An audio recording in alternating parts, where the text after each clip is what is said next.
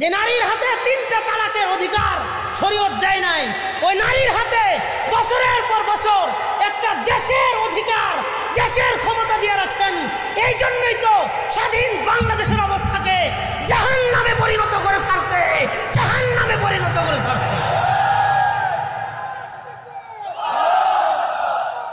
President যদি কোনো নারী না হয়ে পুরুষ হইতো, আল্লাহকে সাক্ষী রেখে বলি, কোন পুরুষ এতটা হিংস্র হতে পারে না।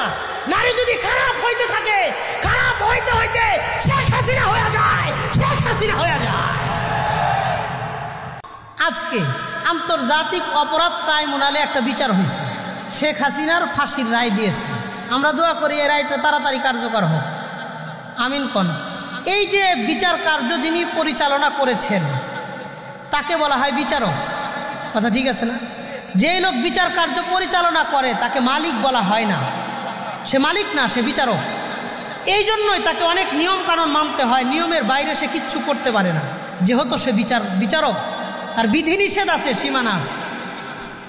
কিন্তু আল্লাহ তাআলা কোরআনে কারিমের মধ্যে বলেন মালিকি ইয়াউমিদ্দিন, আমি বিচার দিবসের বিচারক নয়, আমি বিচার দিবসের মালিক।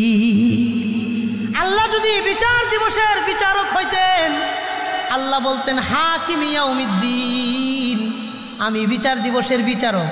বিচারকের জন্য বিধি নিষেধ আছে, চাইলেই কিছু করতে পারে না, নিয়ম নীতি অনুযায়ী তার বিচার কার্য চালাইতে হয়।